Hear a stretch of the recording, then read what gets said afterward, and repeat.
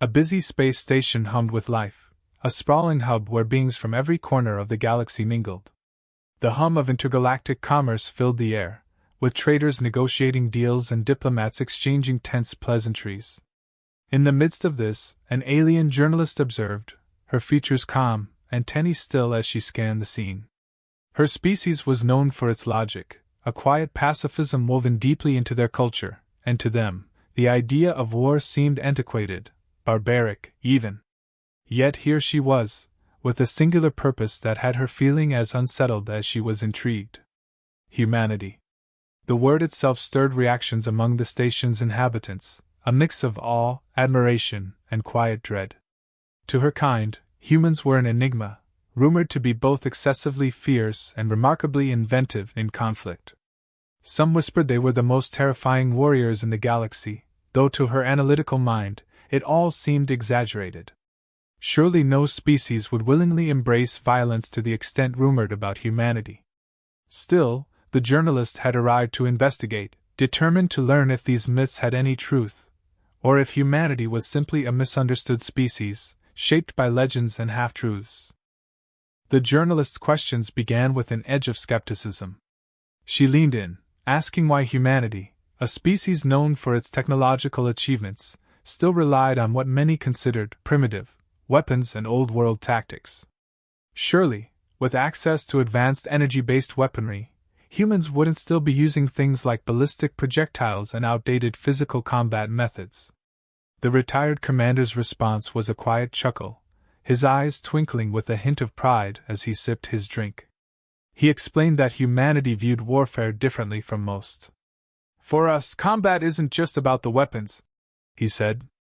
"It's an art. Sure, advanced tech has its place, but we see war as something more complex than simply overpowering the other side with the biggest gun. Humans," he went on, "had a history of taking the raw elements of warfare and refining them over thousands of years, learning to see beyond the weapon itself. The choice of tool was less important than the ability to think tactically, to assess a situation, and then act with precision. In a human's hands, even a primitive weapon could be devastating."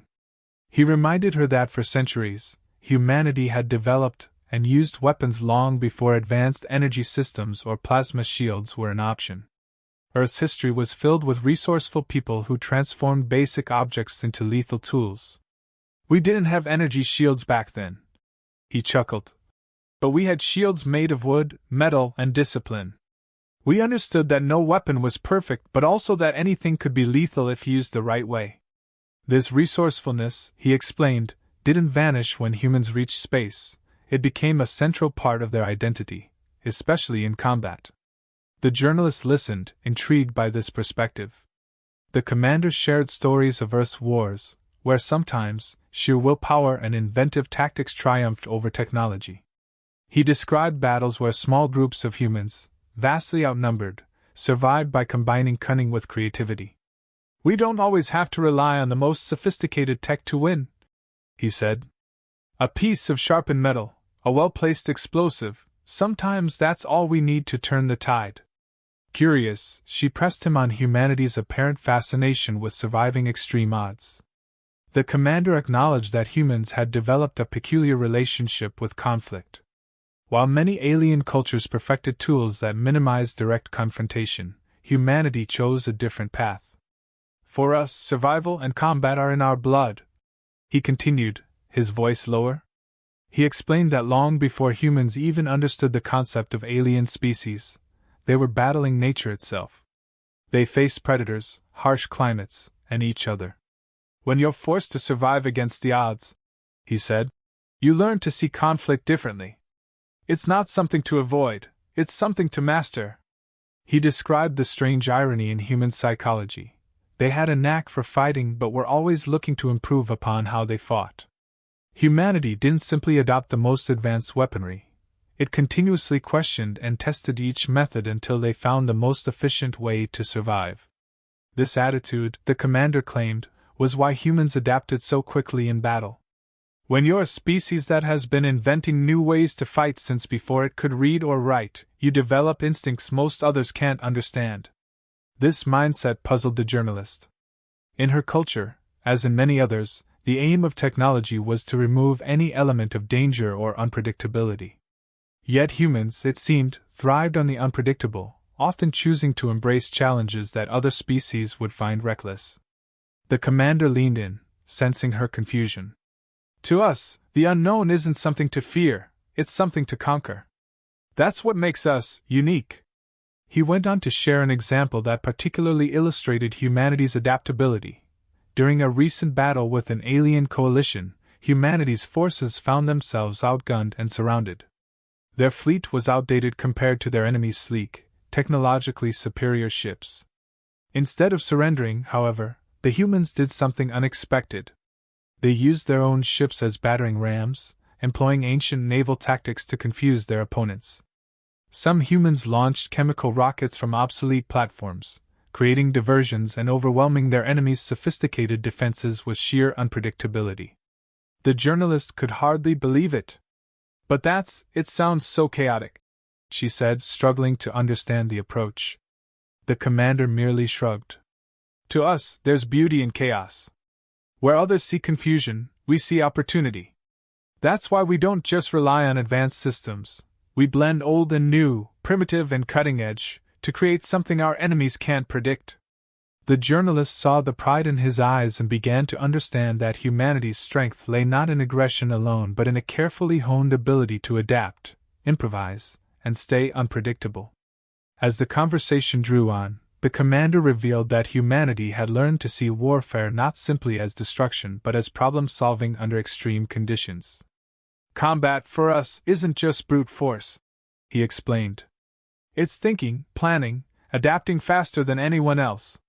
They'd learned that even the most polished battle formations and advanced defenses had weaknesses. Humanity's approach exploited those weak spots, turning structured, organized combat into a living, evolving scenario that required every ounce of creativity and resourcefulness. In her mind, the journalist began to connect humanity's paradox. Their seeming primitiveness was, in fact, deliberate, a calculated choice that allowed them to harness simplicity for complex outcomes. To her, the idea of using such rudimentary methods seemed almost reckless, but to him, it was second nature. She could see that humanity's resilience was as much about their adaptability as it was their strength. They weren't feared simply because of their weapons but because of their ability to turn any situation, no matter how grim, into an advantage. The commander watched her carefully. He saw the gears turning as she realized that humans weren't just warriors by choice but by necessity, a necessity they had turned into a defining trait. Humanity's reputation for unpredictable and brutal tactics was not a flaw but a strength, allowing them to keep their enemies off balance. That's what makes us different, he concluded. We're not just fighters, we're survivors. Give us a rock, a stick, or a starship, it doesn't matter. We'll find a way to use it. The journalist nodded slowly, still processing. In her eyes, humans were no longer just aggressors, they were a species shaped by history, instinct, and an ironclad will to survive. As she left the conversation, she understood that humanity's reputation didn't stem from raw power but from the artful blend of strategy, grit, and endless adaptability that had allowed them to survive, thrive, and, when necessary, become the galaxy's most terrifying warriors. The commander reached into his pocket and carefully pulled out a set of dog tags, tarnished by time yet meticulously preserved. He held them up, allowing the journalist to see the faint etchings, worn but still legible. These belong to my grandfather, he said, his voice tinged with reverence. Each name, he explained, wasn't just a record, it was a story, a memory. Humanity didn't just recall its victories or celebrate triumphs in war, they carried the weight of their losses, the countless lives impacted by each conflict. For humans, this act of remembrance wasn't merely tradition, it was a responsibility. He continued, explaining that on Earth, monuments were as likely to honor defeats as victories. They built walls etched with names, visited by generations who carried forward the legacy of those who'd come before them. It wasn't about glorifying war, he clarified, but about acknowledging the toll it took. This was humanity's way of ensuring each generation understood what came before them. We don't go into battle lightly, he said. Every soldier carries the weight of those who came before, those who fought and fell, and it changes you. It makes you pause, consider, and understand the true cost of war. The journalist listened, absorbing his words. Her own people, like many others, honored only victories, focusing on the forward march of progress. The notion of remembering failures seemed counterintuitive. Yet, she realized, this practice had its own kind of strength. By acknowledging the cost, humanity had developed a profound respect for each life, each battle fought. This reverence, the commander noted, was not a weakness but a driving force, a commitment to honor those who had sacrificed so that future generations would carry the wisdom of their struggles. The dog tags in his hand, he continued, were just one example. He explained that human warriors were trained not only in combat skills but in understanding the full weight of what they were about to undertake. In human military academies, soldiers didn't just learn tactics and weaponry. They studied history, the decisions and mistakes made in past conflicts, and the consequences of those decisions.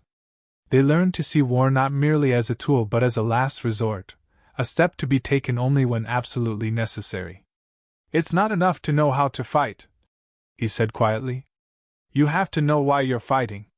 The journalist looked at the dog tags, beginning to see them not merely as mementos but as symbols of a deeply ingrained culture of accountability. Each tag represented a life that had been part of a larger story, each one a testament to the sacrifices humanity made, the lessons they never wanted to forget. Our victories matter, he said, but so do our mistakes.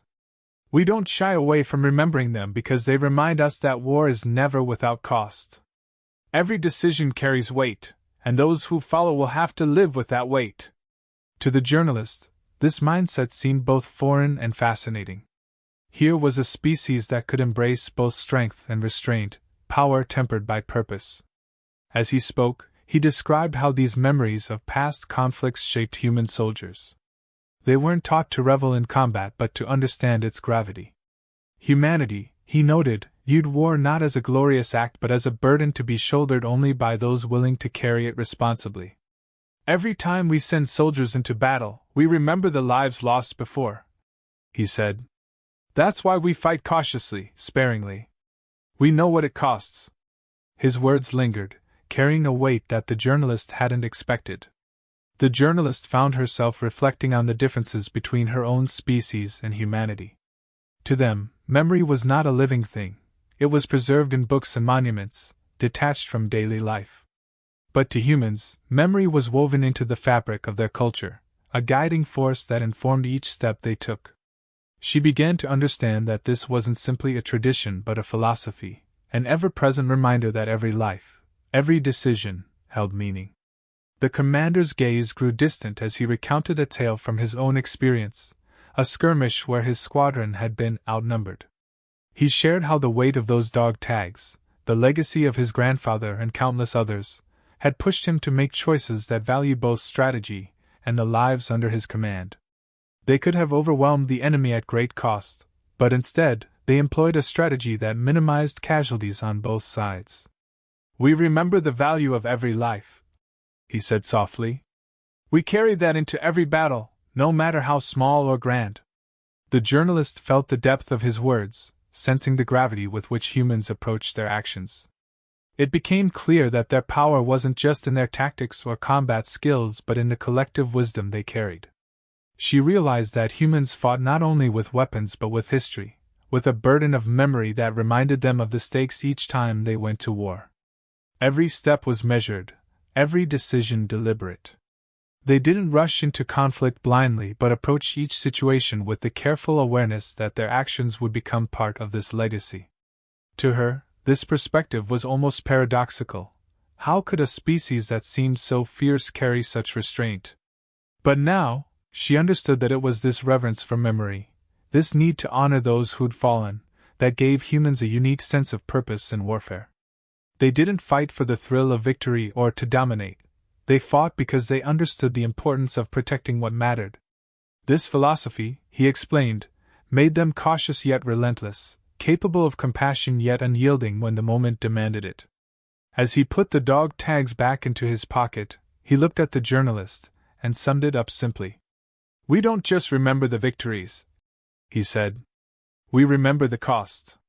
And that's why, when we fight with everything we have, because we know what it means, and we know what it takes."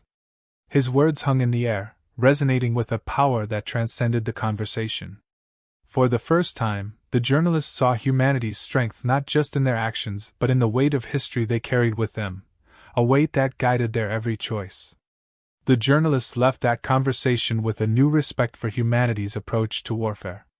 What had once seemed like a paradox now made sense. Humanity's power wasn't merely in their capacity to wield weapons but in their ability to remember, to learn, and to fight with a purpose that extended beyond themselves. And it was this unbreakable connection to their past, to every victory and every loss, that made them a force unlike any other. A sudden alert blared across the station, cutting through their conversation with jarring urgency. The commander's easy demeanor shifted in an instant. Gone was the storyteller, and in his place stood a figure of focused intensity, someone primed to act. The journalist noticed other humans on the station reacting just as swiftly. News was spreading. Pirates had attacked a convoy of refugee ships near a vulnerable trade route, a convoy carrying families and unarmed civilians fleeing a conflict zone. The details were sparse, but the attack was unprovoked, targeting the defenseless. Without hesitation, the commander tapped into his communicator, calling to nearby allies and issuing orders with the precision of someone accustomed to swift action. Around him, other humans were already gathering, assessing the situation and coordinating efforts. They weren't just preparing to respond alone. The commander began reaching out to allied species stationed nearby, his voice clear, resolute. He wasn't asking, he was informing them, rallying everyone willing to stand against such a flagrant act of aggression. Humans didn't see this as a skirmish or a territorial dispute. It was an attack on the helpless, and that made it personal. The journalist watched, captivated by how quickly the humans organized. There was no hesitation, no second-guessing.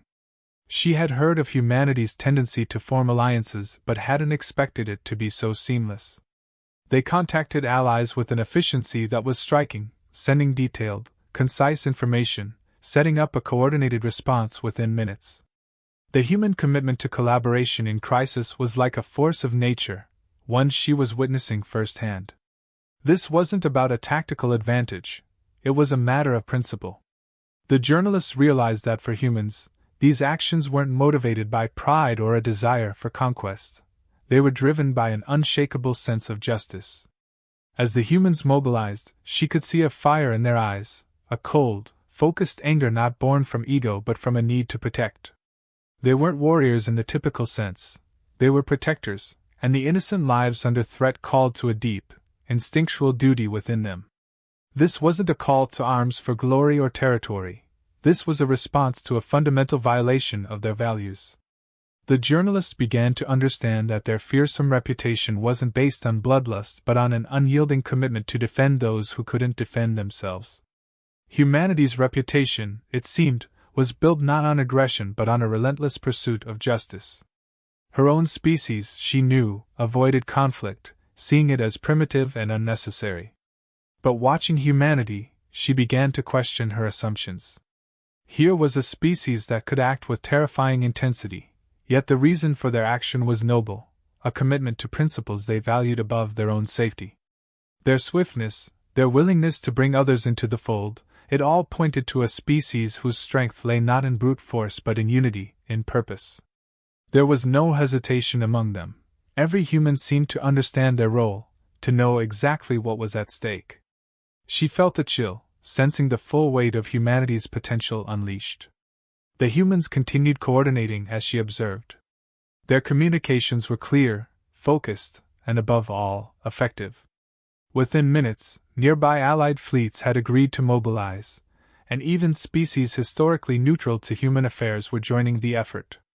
For the first time, she could see the depth of their alliances in action, each species recognizing that humanity's commitment to justice wasn't a mere display but a rallying call for all who valued life and protection.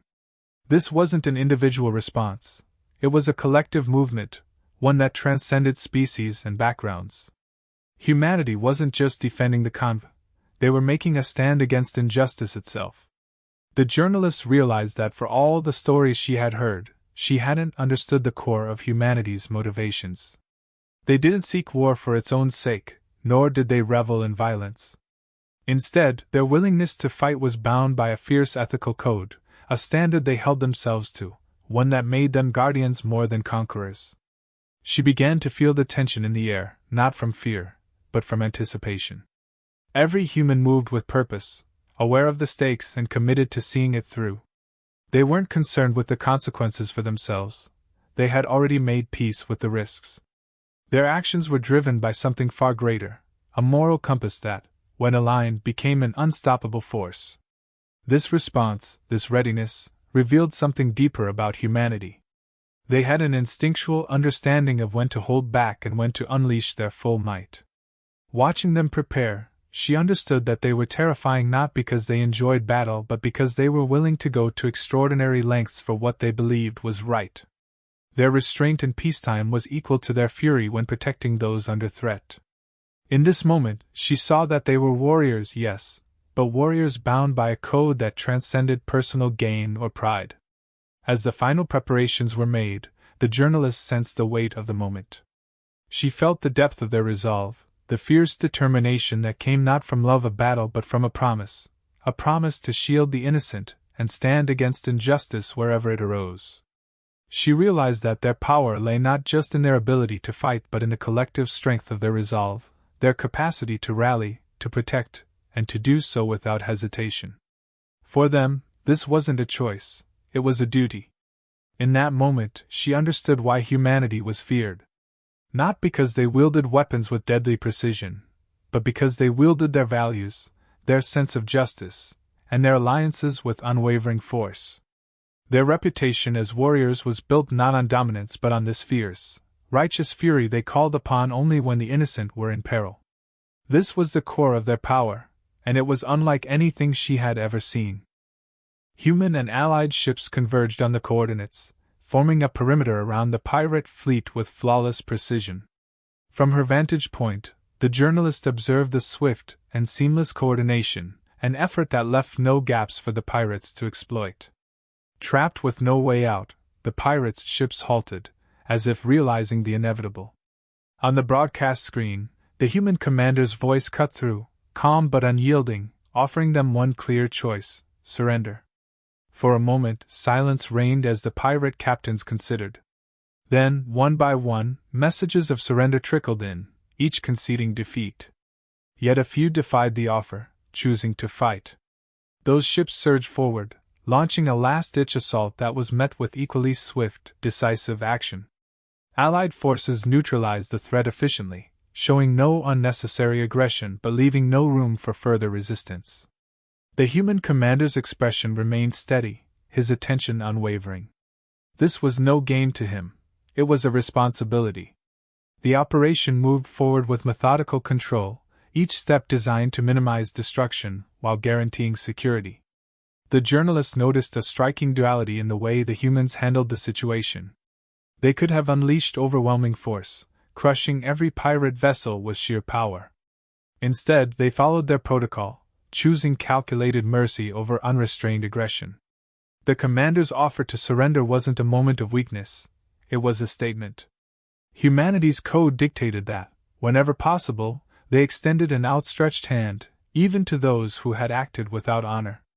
This code wasn't just about sparing lives.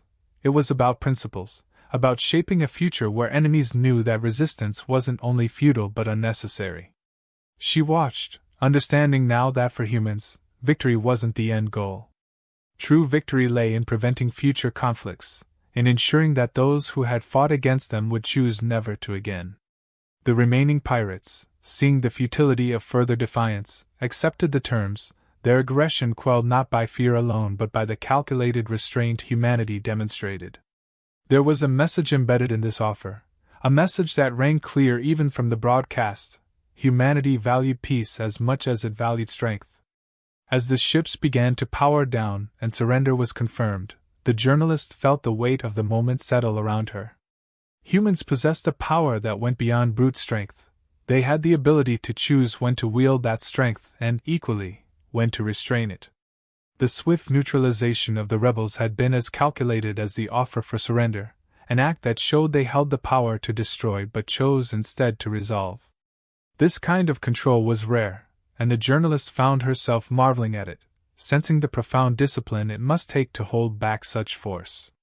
She realized that humanity's terrifying reputation wasn't born solely from the chaos they could unleash but from their ability to manage it with precision and purpose. They understood the art of war, but they valued the peace that followed even more. When provoked, they were relentless, unyielding protectors. But when offered an opportunity to end conflict with minimal harm, they seized it, not because it was easier but because it was the right choice. Their capacity for compassion, held in balance with their strength, formed a power far greater than the sum of its parts.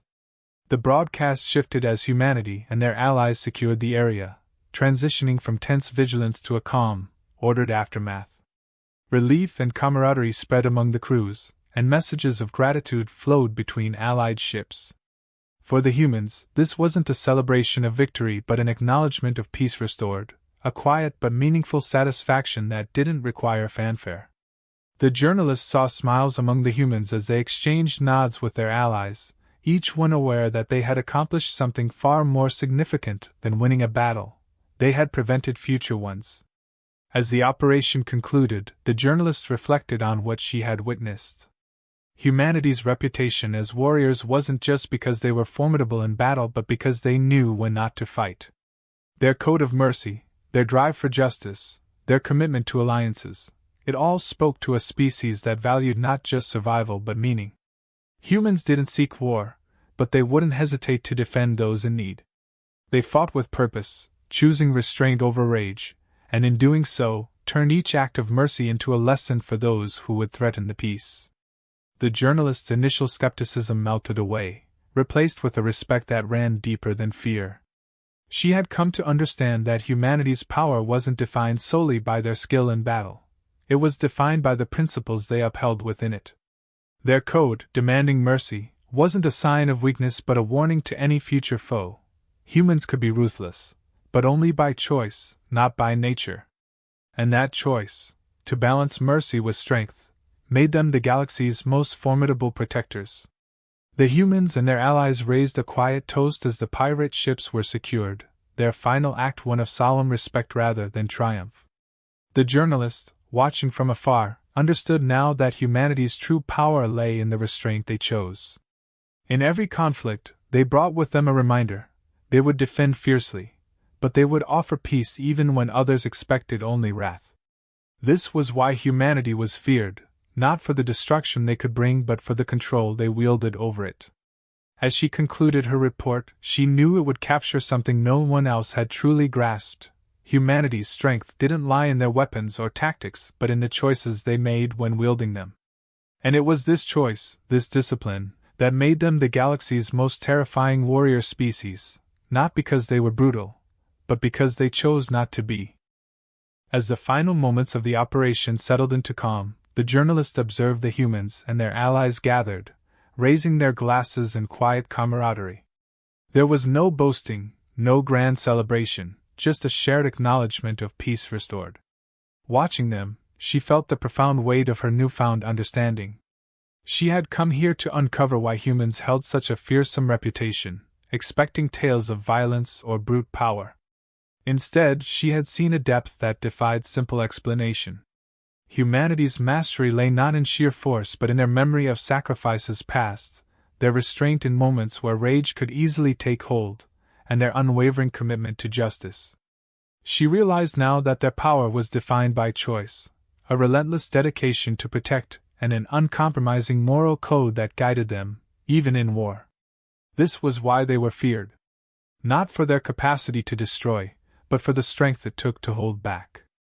The journalist looked on as the humans and their allies exchanged words of gratitude, a quiet unity of those bound by shared values. And in that moment, she understood that humanity's true power lay not just in the battles they fought, but in the mercy they chose.